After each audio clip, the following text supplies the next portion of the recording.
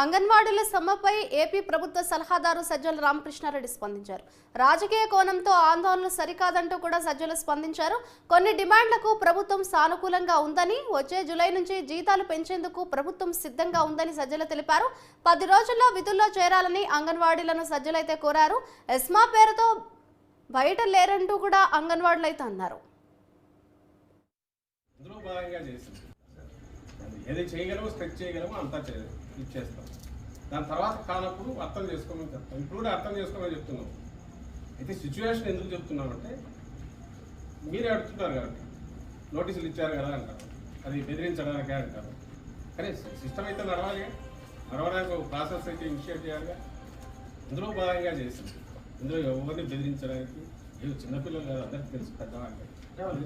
ఎంత పెంచుతారో చెప్పండి చాలని కూడా అంటున్నారు. ఎంత పెంచుతారనేది చెప్తాను కదా, అప్పుడు చేస్తాము.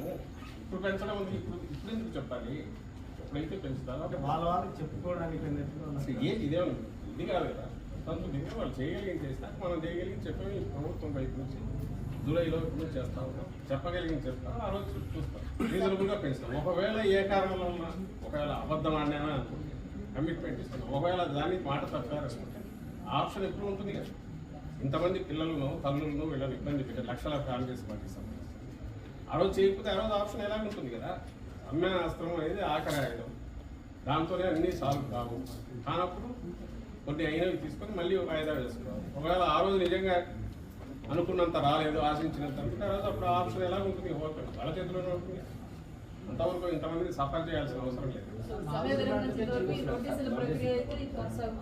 అయిపోయింది.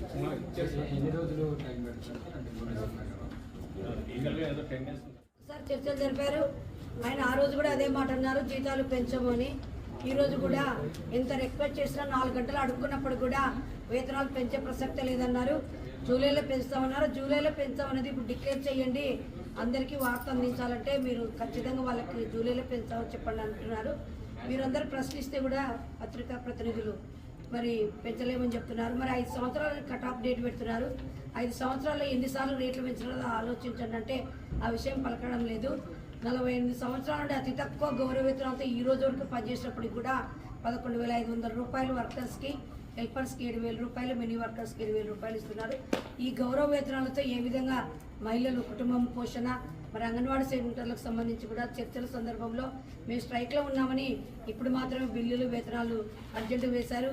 నెలల సంవత్సరాల తరబడి కూడా బకాయిలు ఉన్నాయి. ససేబ్రా ఒక్కసారి జగనన్న ఎలక్షన్ కంటే ముందు మరి ప్రతిపక్షంలో ఉన్నప్పుడు సుబ్బరామనేని ఇంటికి వెళ్ళి అడిగితే, అమ్మ నేను 100% సంవత్సరం వేతనాలు పెంచుతాను, అన్ని సమస్యలు పరిష్కరిస్తానన్నాడని చెప్పినారు. సార్ జగనన్న దగ్గరికి ఒక్కసారి తీసుకెళ్ళండి, అడిగేస్తామంటే అది కుదరదన్నారు.